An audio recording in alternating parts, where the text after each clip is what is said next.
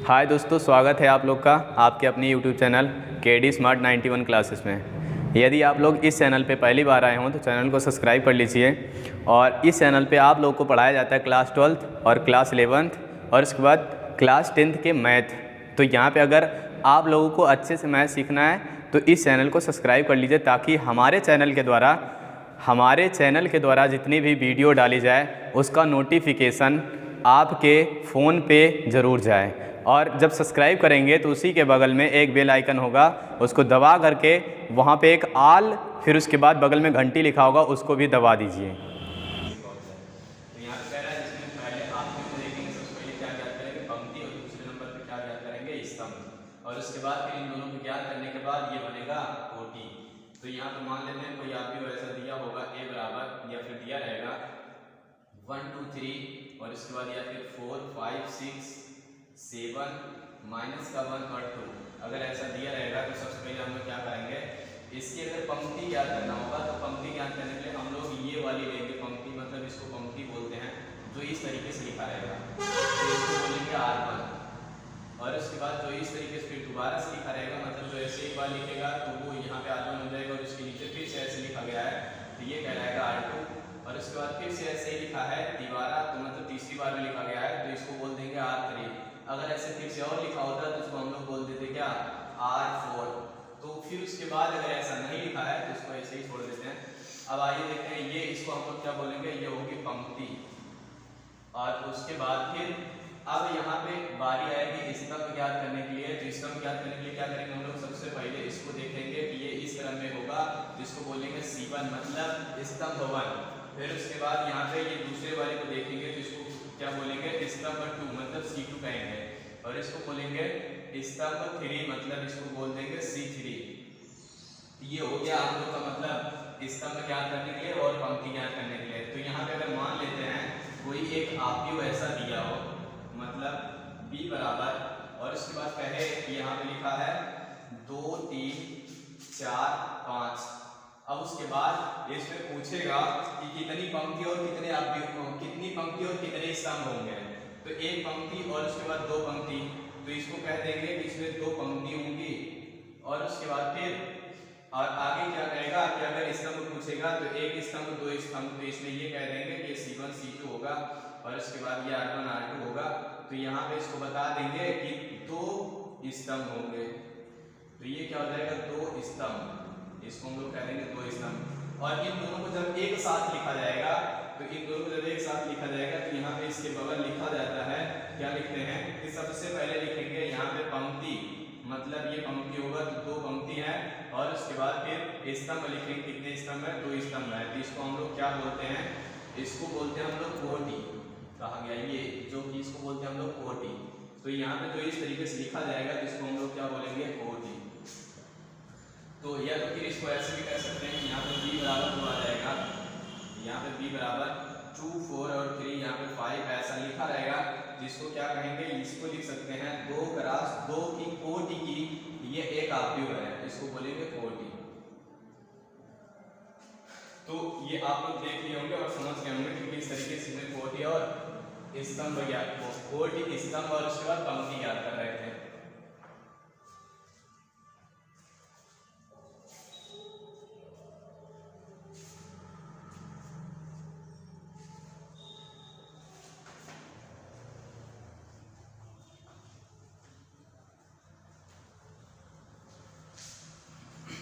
अगर हम लोग माने कि ऐसा हमारा कोई एक स्तंभ दिया हो, मतलब कोई एक आव्यूह दिया हो इस तरीके से a बराबर, और उसके बाद कह दे वो a11, फिर उसके बाद या फिर a11 और a12 और उसके बाद a13, और ये कहाँ तक जाए नहीं मान लेते हैं, यहाँ पे ऐसा दिया है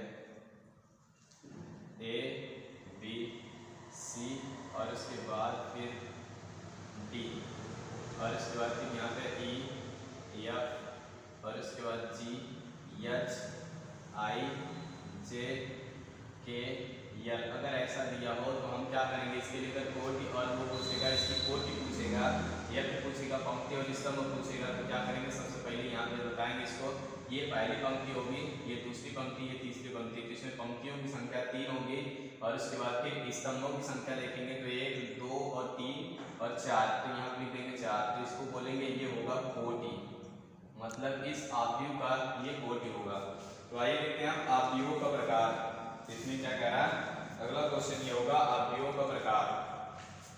तो आव्यूह कितने प्रकार के होते हैं, तो सबसे पहले यहाँ पे देखेंगे आव्यूहों का प्रकार।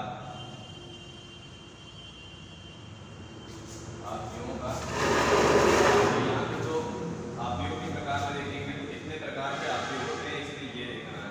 तो अभी तक हम लोग ज्ञात कर रहे थे पंक्ति और उसके बाद स्तंभ और उसी के साथ साथ कोटि ज्ञात कर रहे थे। तो यहाँ पे देखते हैं सबसे पहला कह रहा है कि पहला जो प्रकार है इसमें का पहला प्रकार है स्तंभ। स्तंभ आव्यूह कह रहा है, ये भी एक प्रकार होता है स्तंभ आव्यूह। इसको कह रहा है कि स्तंभ आव्यूह, मतलब हमको ये देखना है कि स्तंभ आव्यूह किसे कहते हैं। क्या देखना है, स्तंभ आव्यूह किसे कहते हैं। तो यहाँ पे कह सकते हैं जो स्तंभ आव्यूह होगा, अगर मान लेते हैं एक आव्यूह दिया गया है A बराबर, जिसमें स्तंभों की संख्या 1 होगी, उसे हम क्या कहेंगे, स्तंभ आव्यूह कहेंगे। जिसमें स्तंभों की संख्या 1 होगी उसे हम लोग क्या कहेंगे, स्तंभ आव्यूह कहेंगे। तो इसको अगर लिखना चाहें तो ऐसा लिख सकते हैं 0 1 2 3। तो यहाँ पे अगर ऐसे लिखेंगे तो इसमें देखेंगे तो पहले कितना देखेंगे, पंक्ति देखेंगे, 1 पंक्ति 2 पंक्ति 3 पंक्ति और 4 पंक्ति, तो यहाँ पे ऐसा लिख सकते हैं 4। और इसके बाद स्तंभों की संख्या देखेंगे तो वहाँ पे 1 होगी, तो इसको हम लोग क्या बोल देंगे, जिसमें स्तंभों की संख्या 1 होगी, स्तंभों की संख्या ये होगा स्तंभ। और उसके बाद ये क्या होगा, पंक्ति, जिसमें स्तंभों की संख्या 1 होगी उसे हम लोग क्या कहेंगे, मतलब स्तंभ आव्यूह। और जिसमें पंक्तियों की संख्या 1 होगी उसे हम लोग क्या कहेंगे, पंक्ति आव्यूह। तो मतलब ये स्तंभ आव्यूह हो गया। दूसरा इसी का कह रहा है पंक्ति आव्यूह ज्ञात करना है, पंक्ति आव्यूह। ये आव्यूह के प्रकार हम लोग देख रहे थे, पंक्ति आव्यूह, जिसमें क्या कहते हैं, पंक्तियों की संख्या 1 होगी, तो इसको b बराबर हम मानेंगे। तो यहाँ पे ऐसा कर सकते हैं 0 और फिर उसके बाद 3 2 और उसके बाद 1, ऐसा कर सकते हैं। तो यहाँ पे जब लिखेंगे तो सबसे पहले इसकी अगर हम देखें इसकी कोटि क्या होगी, इसकी भी कोटि, इसकी ये कोटि कहलाएगी, ठीक, ये जो होगा ये इसकी कोटि कहलाएगी। और उसके बाद फिर जब यहाँ पे पंक्ति आव्यूह देखेंगे b बराबर, तो इसके लिए हम देखेंगे सबसे पहले कितने पंक्ति और कितने स्तंभ। तो पंक्ति तो 1 मिल गई और उसके बाद स्तंभ कितने, 1 2 3 4, तो यहाँ पे ये 4 मिल जाएगा। अब इसको हम लोग क्या कहेंगे, ये इसकी कोटि होगी। और जिसमें पंक्तियों की संख्या 1 होगी उसे पंक्ति आव्यूह, जिसमें स्तंभों की संख्या 1 होगी उसे स्तंभ आव्यूह हम लोग कहेंगे। फिर उसके बाद इसके आगे कह रहे हैं वर्ग आव्यूह। इसके आगे कह रहा है कि वर्ग आव्यूह हम लोग किसे कहेंगे। जब पूछेगा कि वर्ग आव्यूह किसे कहेंगे, तो वर्ग आव्यूह के लिए हम लोग को ये कहता है कि स्तंभों की संख्या और पंक्तियों की संख्या बराबर होनी चाहिए। यहाँ पे जो वर्ग आव्यूह है इसकी जो परिभाषा कहती है,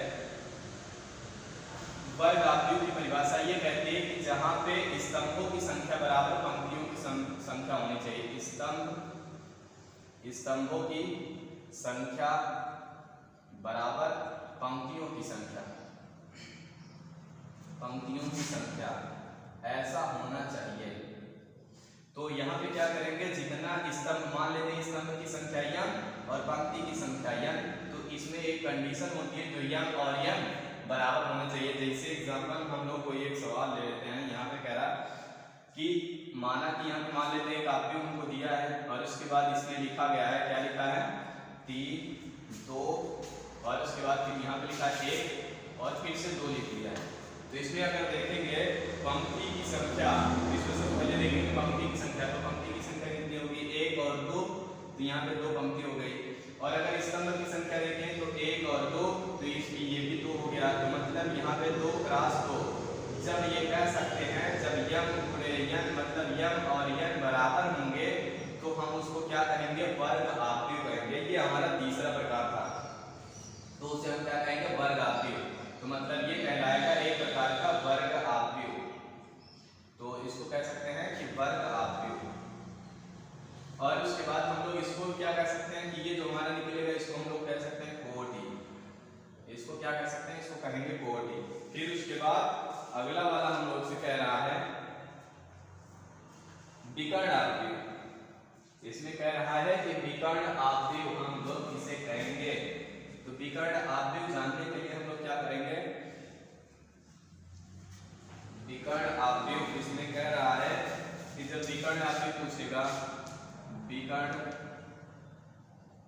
आव्यूह। जब ये पूछेगा तो इसमें हम लोग क्या कर सकते हैं, सबसे पहले इसमें कह रहा है कि जिसमें उनके विकर्णों की संख्या, मतलब उनके विकर्णों की संख्या नहीं, विकर्णों का अवयव, जिसमें उनके विकर्णों का अवयव कितना होना चाहिए, कोई संख्या में रहे, बाकी सारे अवयव 0 0 होने चाहिए। तो यहाँ पे कह रहा है कि a बराबर अगर मान लेते हैं कोई एक आव्यूह हमको दे दिया, a बराबर एक आव्यूह दे दिया और उसके बाद इसको लिख दिया 1 और उसके बाद 0 फिर 0 फिर उसके बाद यहाँ पे लिख दिया 0 फिर यहाँ पे लिख दिया 2 और यहाँ पे 0 और उसके बाद यहाँ पे लिख दिया 0 0 और यहाँ पे लिख दिया 3। तो ये हमारे विकर्ण के अवयव होंगे। विकर्ण के अवयव को छोड़ करके बाकी सारे अवयव क्या होने चाहिए, शून्य होने चाहिए, जिसको हम क्या बोलते हैं, विकर्ण आव्यूह। जिसको हम लोग बोलेंगे विकर्ण आव्यूह। एग्जाम्पल में और कोई दूसरा लिखें तो यहाँ पे इसको और कुछ कह सकते हैं। अब इसमें हमको क्या ज्ञान करना होगा, पहले पंक्ति देखेंगे, पंक्ति 2 पंक्ति 3 पंक्ति, यहाँ पे 3 पंक्ति हो गई। स्तंभ देखेंगे, एक स्तंभ 2 स्तंभ 3 स्तंभ, जिसमें स्तंभ 3 हो गए। तो अगर ये होगा यन और उसके बाद ये होगा यन, और इसके पहले तुम लोग को बता चुके हैं कि इसमें जो कहता है कि वर्ग आव्यूह तब होगा जब ये और ये समान होंगे। तो यहाँ पे भी देखें तो यम का मान 3 बराबर 3, ये दोनों समान है, जिसको हम एक आव्यूह और कह सकते हैं, इसको वर्ग आव्यूह भी कह सकते हैं। इसको क्या कह सकते हैं, वर्ग आव्यूह भी कह सकते हैं। और उसके बाद फिर यहाँ पे जब कहेगा कि मतलब यहाँ पे ये दोनों बराबर रहेंगे और उसके बाद तब इसको हम वर्ग आव्यूह कहेंगे। लेकिन और जब इसके विकर्ण के अवयव, इसके विकर्ण के अवयव संख्या में रहे लेकिन बाकी विकर्ण के अवयव को छोड़ करके बाकी सब 0 रहे, तो इसको हम लोग क्या कहेंगे, इसको कह सकते हैं विकर्ण आव्यूह। तो वैसे यहाँ पे b बराबर भी कोई दूसरा ले ले तो यहाँ पे ऐसा भी कह सकते हैं कि अगर ये 0 लिखा है या 3 लिखा है फिर उसके बाद यहाँ पे 5 लिख दिया, ये 0 लिख दिया, तो इसके भी विकर्ण के अवयव क्या होंगे, मतलब 0 नहीं है, बाकी सारे अवयव 0 हैं, तो इसके विकर्ण के अवयव 0 नहीं है, जिसको हम लोग क्या कर सकते हैं, इसको हम लोग कहेंगे विकर्ण आव्यूह। इसको क्या कह देंगे, विकर्ण आव्यूह। और उसके बाद अगर इसके हम क्या देखेंगे, इसकी कोटि देखेंगे, इसकी कोटि देखेंगे तो मतलब ये कह सकते हैं ये इसकी कोटि होगी, इसको हम लोग कोटि कहते हैं। और उसके बाद फिर यहाँ पे ये क्या होगा, ये पंक्ति होगी, ये भी पंक्ति होगा, तो ये पहली पंक्ति और ये दूसरी पंक्ति, और इसको क्या बोलेंगे, स्तंभ। तो एक स्तंभ 2 स्तंभ, 2 पंक्ति 2 स्तंभ, मतलब ये 2 क्रॉस 2, तो इसको हम क्या कह सकते हैं कि मतलब ये इसकी कोटि होगी। और जो इसकी कोटि होगी तो इसको हम लोग और कुछ कह सकते हैं, मतलब इसमें 2 पंक्ति और 2 स्तंभ है, और जिसमें 2 पंक्ति 2 स्तंभ मतलब स्तंभ और पंक्ति बराबर होते हैं, उसको हम लोग और क्या कहते हैं, उसको कहते हैं कि वर्ग आव्यूह ये होगा।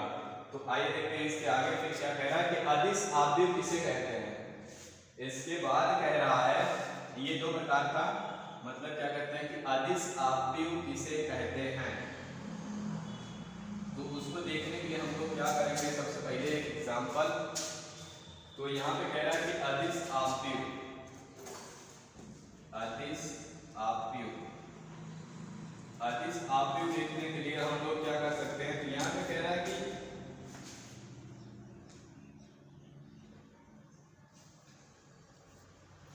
अदिश आव्यूह में ये कहता है, ये जो अदिश आव्यूह होगा इसमें कह रहा है कि जो अगर मान लेते हैं कि जो हमारे अभी तक विकर्ण के अवयव थे वो शून्य नहीं हो रहे थे, मतलब ये शून्य नहीं हो रहे थे, बाकी कुछ भी रहे, लेकिन अब कह रहा है कि अब की बार ये जो होंगे, ये जो होंगे और ये जो अवयव होंगे ये तीनों समान रहे, मतलब एक ही लिखा रहे और चाहे जो लिखा रहे, इससे मतलब नहीं होता है।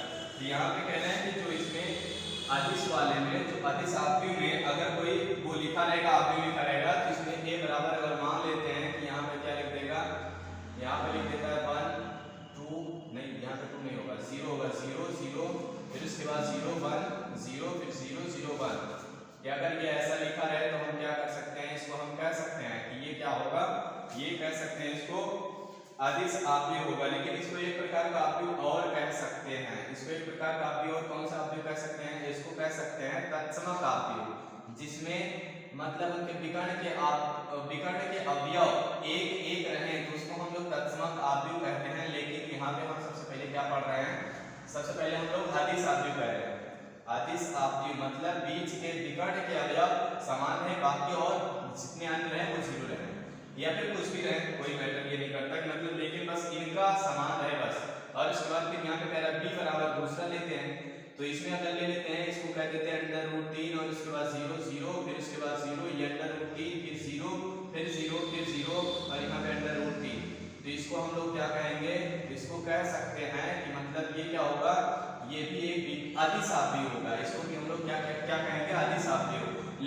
इसको हम लोग तत्समक आव्यूह नहीं कहेंगे, क्योंकि इनके जो विकर्ण के अवयव हैं ये एक एक नहीं है। तो यहाँ पे क्या कहेंगे, अगर इसकी पंक्ति देखेंगे तो एक पंक्ति, दो पंक्ति और तीन पंक्ति, तो ये तीन पंक्ति हो गई। और उसके बाद इनके स्तंभ देखेंगे तो एक स्तंभ, दो स्तंभ और तीन स्तंभ, तो ये तीन स्तंभ हो गए। तो इसको हम क्या कहेंगे, ये होगा कोटि, ये हो जाएगा कोटि। और जहाँ पे मतलब पंक्ति स्तंभ और पंक्ति दोनों समान होते, मतलब यम बराबर यम होता है, वहां पे हम उसको कहते हैं कि वर्ग आव्यूह। इसको और क्या कहते हैं, वर्ग आव्यूह भी कहते हैं इस आव्यूह को। तो यहाँ पे ये दो आव्यूह, हम इसको दो प्रकार के आव्यूह कह सकते हैं। पहला क्या, वर्ग आव्यूह कह सकते हैं, दूसरा क्या कह सकते हैं, अदिश आव्यूह कह सकते हैं। और इनको हम तीन प्रकार के आव्यूह कह सकते हैं। पहला क्या, अदिश आव्यूह, तो ये रहेगा ही। फिर उसके बाद वर्ग आव्यूह होगा, क्योंकि इसमें 3 × 3 का है। और उसके बाद फिर इसके साथ साथ ये तत्समक आव्यूह भी होगा, क्योंकि इनके बीच के विकर्ण क्या है, बीच के विकर्ण एक एक दिया गया है। फिर उसके बाद आइए देखते हैं, इसके बाद अगला वाला आव्यूह है, जिसमें कह रहा है कि मतलब आपकी बार हमसे पूछ रहा है कि तत्समक आव्यूह किसे कहेंगे, जो कि हम तो लोग पहले बता चुके हैं। यहाँ पे देख लेते हैं, लेकिन एग्जांपल तो देखेंगे। फिर कह रहा है कि जब यहाँ पे पूछेगा तत्समक आव्यूह, तत्समक आव्यूह जब पूछेगा तत्समक आव्यूह किसे कहते हैं, तो हम लोग बताएंगे कि ए बराबर रहेगा कोई आव्यूह, लेकिन इनके विकर्ण के जो अवयव होंगे वो एक एक होगा, और उसके बाद बाकी 0 0 होगा। तो ये और ये, मतलब इसको हम लोग क्या कहेंगे, इसको हम लोग कहेंगे तत्समक आव्यूह।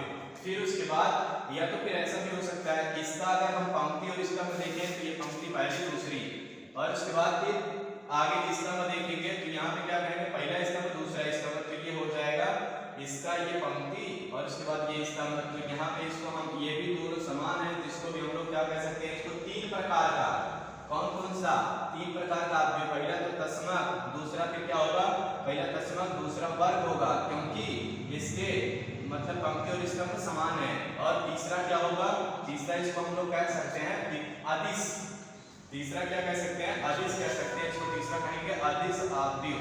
ये अदिश आव्यूह क्या कहता है, इनके जो बीच के अवयव होंगे, अदिश आव्यूह यही कहता है जो इनके बीच के अवयव होंगे वो समान होंगे।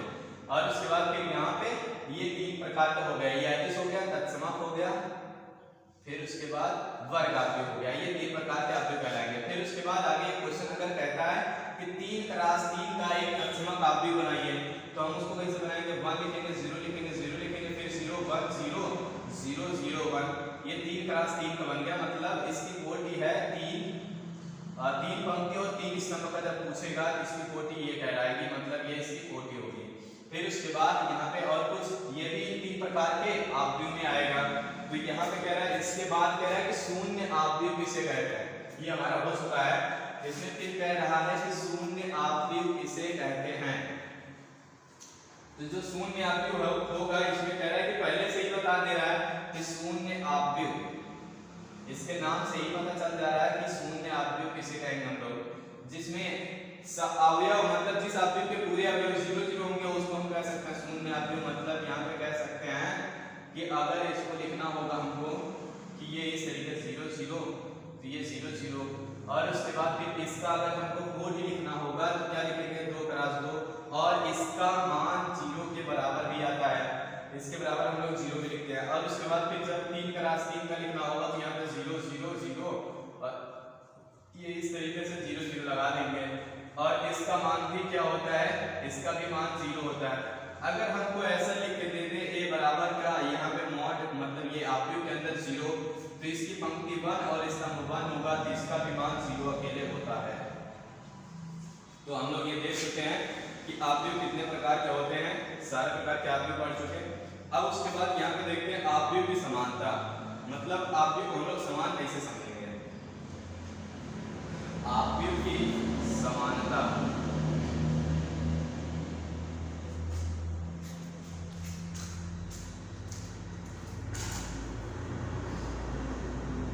आव्यूह की समानता, हम लोग आव्यूह की समानता देखने के लिए क्या करेंगे, सबसे पहले देखेंगे इसमें कि कह रहा है कि आव्यूह की समानता मतलब आव्यूह को हम समान कैसे कर सकते हैं, या फिर किसी एक आव्यूह की दूसरे आव्यूह से तुलना कब कब करेंगे। तो यहाँ पे कह रहा है समानता, जब इसको हम लोग को देखना होगा तो सबसे पहले हमको क्या करना पड़ेगा, अगर जो हमारे ए के अवयव होंगे और उसके बाद जो हमारे बी के अवयव होंगे, इन दोनों की कोटि समान होनी चाहिए। यहाँ पे जो दिया रहे यन क्रॉस यन और यहाँ पे जो दिया रहे यन क्रॉस यन, इन दोनों की कोटि अगर समान है तो हम इन लोगों को समान कर सकते हैं, मतलब बराबर कर सकते हैं। ए बराबर बी, इसको हम कर सकते हैं। जैसे यहाँ पे दे दे ए बी और उसके बाद सी, यहाँ पे ए बी सी और यहाँ पे दे दे डी और उसके बाद यहाँ पे दे दे 3 4 5 6 और उसके बाद हम यहाँ से कह दे कि इसमें ए बी सी का मान बताओ, तो क्या करेंगे हम, ए बराबर कर देंगे बी, मतलब यहाँ पे रख सकते हैं कि ए का मान क्या रखेंगे, ए बी सी और उसके बाद डी, फिर उसके बाद बराबर कर देंगे कितना 3 और उसके बाद फिर यहाँ पे 5, यहाँ पे 4, यहाँ पे 6, ये इतना बराबर कर देंगे। ये बराबर होगा इसके, ये बराबर होगा इसके और ये वाला बराबर होगा इसके और ये वाला बराबर होगा इसके। तो ए बराबर हम 3 लिख सकते हैं और बी बराबर 4 लिख सकते हैं, सी बराबर 5 लिख सकते हैं और डी बराबर 6 लिख सकते हैं। तो ये हमारे मान हो जाएंगे। तो इसी तरीके से हम आव्यूह को समान करते हैं। अगर ऐसा हो जाए कि मतलब इसके पंक्ति और इसका स्तंभ बराबर हो, इसका स्तंभ इसकी पंक्ति के बराबर हो, तो मतलब यहाँ पे ये उल्टा हो जाएगा, तब हम आव्यूह को समान नहीं कर सकते। तो हम लोग देख चुके हैं कि मतलब किस तरीके से ये आव्यूह, पहले तो क्या देखे थे, सबसे पहले इसमें देखे थे हम लोग कि आव्यूह मतलब इस तरीके से कोई आव्यूह दिया रहेगा तो उसमें पंक्ति कितनी होगी और उसके बाद फिर देखे थे स्तंभ उसमें कितने होंगे, फिर उसके बाद देखे थे कोटि क्या होगी, फिर उसके बाद क्या ज्ञात किए थे, फिर आव्यूह के प्रकार पढ़े थे हम लोग 5 से 6 7 प्रकार के पढ़े थे। तो सबसे पहले क्या पढ़े थे, मतलब यहाँ पे पहला आव्यूह जो पढ़े थे, सबसे पहला आव्यूह क्या था, सबसे पहला एक आव्यूह स्तंभ था जिसमें स्तंभों की संख्या 1 होती है। फिर उसके बाद दूसरा वाला क्या पढ़े थे, पंक्ति आव्यूह पढ़े थे जिसमें स्तंभों की संख्या कितनी थी, 1 थी। फिर उसके बाद वर्ग आव्यूह पढ़े जिसमें यम और यन दोनों समान होते हैं, यम और यन मतलब पंक्ति और स्तंभ ये दोनों समान होते हैं। फिर उसके बाद तीसरा हम लोग जो चौथा पढ़े थे वो विकर्ण आव्यूह पढ़े थे। विकर्ण वाले में क्या कहता है कि विकर्ण वाले में विकर्ण के अवयव मतलब ये बीच वाले जो होते हैं ये कुछ भी रहे लेकिन इनको छोड़ करके, ये संख्या में लिखा है लेकिन इनको छोड़ करके बाकी सब 0 होने चाहिए। फिर उसके बाद अदिश आव्यूह पढ़े। अदिश वाले में क्या कह रहा था, इसमें कह रहा था कि मतलब क्या कहते हैं, बीच के जो अवयव होते हैं, विकर्ण के जो अवयव होंगे ये समान होने चाहिए और बाकी सब 0 रहे। फिर उसके बाद आगे कह रहा था तत्समक। तत्समक के रूप में मतलब क्या कहते हैं, कह रहा है कि बीच वाला जो इसके विकर्ण के होते हैं, मतलब जो इनके विकर्ण के अवयव होते हैं 1 0 0 1 मतलब ये 1 1 होने चाहिए। फिर उसके बाद आगे शून्य पढ़े तो जिसमें क्या कहते हैं पूरा मतलब उस आव्यूह के पूरे अवयव 0 0 होने चाहिए। ये सबसे लास्ट वाला हम लोग का था, मतलब 1 नंबर तक हम लोग 7 नंबर तक पढ़ चुके थे। फिर उसके बाद आगे कह रहे थे कि ये आव्यूह की समानता मतलब एक आव्यूह को दूसरे आव्यूह के समान हम कैसे समझेंगे, जब उनकी पंक्तियों के और उनके स्तंभों की संख्या सेम होगी। तो अब इसके बाद हम लोग देखेंगे चैप्टर नंबर 3.1 के क्वेश्चन। 3.1 के क्वेश्चन, इसमें सबसे पहले 1-2 क्वेश्चन हम लोग देख सकते हैं। तो यहाँ पे कह रहा है कि जो 3.1 के क्वेश्चन है मतलब आव्यूह के 3.1, तो इसमें कह रहा है कि सबसे पहले वाले में 3.1 इसकी पहली सवाल इसमें लिखा हुआ है a बराबर और उसके बाद फिर यहाँ पे कह रहा है 2, फिर उसके बाद यहाँ पे कह रहा है 2 और यहाँ पे कह रहा है 35 और उसके बाद यहाँ पे अंडर रूट का 3, फिर उसके बाद यहाँ पे 5 और यहाँ पे -2, यहाँ पे 1 और यहाँ पे फिर उसके बाद 19 कह रहा है और 5/2, फिर उसके बाद यहाँ पे कह रहा है -5 और उसके बाद फिर -7, फिर उसके बाद 12, फिर उसके बाद 17। अब इसमें कह रहा है सबसे पहला क्वेश्चन, तो इसमें का पहला क्वेश्चन कह रहा है कि आव्यूह की कोटि, सबसे पहला क्वेश्चन पूछ रहा है आव्यूह की कोटि क्या होगी। तो इसको तो हम तुम लोग को बहुत अच्छे से बताए हैं। सबसे पहले क्या देखेंगे कि आव्यूह की पंक्ति होगी 1 2 और 3, ये 3 पंक्तियों की सबसे पहले पंक्ति लिखते हैं। फिर उसके बाद इसका गिनते हैं 1 2 3 और 4, ये 4 होगा। तो इसको हम क्या कहेंगे, ये होगी कोटि। तो ये पहले का आंसर हो गया, इसको लिख सकते हैं 3 × 4। फिर उसके बाद यहाँ पे दूसरे वाले में देखते हैं, तो दूसरे में क्या कह रहा है अवयवों की संख्या। तो यहाँ पे क्या कह रहा है अवयवों की संख्या। अवयवों की संख्या ज्ञात करने के लिए हम लोग क्या करते हैं, अवयवों की संख्या। अब इसके बाद हम इन्हीं दोनों का गुणा करा देंगे, मतलब क्या आ जाएगा 3 गुणे 4 मतलब आ जाएगा 12। इसमें कुल 12 अवयव होंगे, चाहे हम इसे गिन सकते हैं 1 2 3 4 5 6 7 8 9 10 11 12। ना गिनना हो तो डायरेक्ट इन दोनों का गुणा करा दो, आंसर आ जाएगा। फिर तीसरा वाला, तो यहाँ पे तीसरे में कह रहा है कि मतलब A13 कामा A21, फिर उसके बाद आगे कह रहा है कि A33, फिर उसके बाद आगे कह रहा है कि A24, फिर उसके बाद कामा A23। तो हमको कह रहा है कि इनके वो बताओ, क्या अवयव बताओ, इनके अवयव बताओ, मतलब इन सभी के अवयव बताओ। तो हम एक आप लोग को बता दे रहे हैं, बाकी निकाल लेना। तो इसमें कह रहा है कि सबसे पहले वाले में तो ये जो लिखा है A11, इसका मतलब होता है ये पंक्ति होगी और उसके बाद ये होगी पंक्ति और ये होगा स्तंभ। तो ये होगी पंक्ति और ये होगा स्तंभ। तो यहाँ पर लिख सकते हैं कि पहली पंक्ति का और उसके बाद मतलब पहली पंक्ति और तीसरा स्तंभ के अवयव क्या होंगे। तो पहली पंक्ति तीसरा स्तंभ, पहली पंक्ति ये हो गई और उसके बाद तीसरा स्तंभ कहाँ है, पहला दूसरा तीसरा, तो ये होगा। तो पहली पंक्ति तीसरा स्तंभ, तो यही मिलेगा। तो इसी वजह से हम इसको लिखेंगे। या तो अगर इसका विस्तार करना चाहे तो हम इसको ऐसा लिख सकते हैं कि पहली पंक्ति पहला स्तंभ, फिर पहली पंक्ति दूसरा स्तंभ, पहली पंक्ति तीसरा स्तंभ, पहली पंक्ति चौथा स्तंभ, फिर उसके बाद हम लिख सकते हैं कि दूसरी पंक्ति पहला स्तंभ, फिर उसके बाद दूसरी पंक्ति दूसरा स्तंभ, फिर उसके बाद दूसरी पंक्ति तीसरा स्तंभ, फिर उसके बाद दूसरी पंक्ति चौथा स्तंभ, फिर उसके बाद अब तीसरी पंक्ति पहला स्तंभ, फिर उसके बाद यहाँ लिख सकते हैं तीसरी पंक्ति दूसरा स्तंभ, फिर उसके बाद लिख सकते हैं तीसरी पंक्ति तीसरा स्तंभ, फिर उसके बाद तीसरी पंक्ति चौथा स्तंभ। तो अब इसका इसी से तुलना कर लो। तो यहाँ पे मिला होगा 1 3, ऐसा ही देखें तो इसके स्थान पे ये हो जाएगा। फिर उसके बाद मिला होगा 2 1 यहाँ पे है तो ये इसके स्थान पे हो जाएगा। तो इसकी तुलना कर देंगे तो इसके स्थान पे ये आ जाएगा। तो मतलब इसका मान कितना आएगा, इसका मान आ जाएगा 19 और इनका मान आ जाएगा 35 और इसका मान 3 3, मतलब ये 3 3 कहाँ दिखा, ये है 3 3, तो इसका मान आ जाएगा -5, ये इसी के सामने ही रहेगा। फिर उसके बाद आगे क्या कह रहा है 2 4 मतलब ये लास्ट वाला होगा तो ये इसके बराबर आ जाएगा, तो ये 12 हो जाएगा। और उसके बाद फिर क्या कह रहा है, फिर अगला कह रहा है 2 3, तो ये 2 3 मतलब ये इसका होगा तो यहाँ पे आ जाएगा 5/2।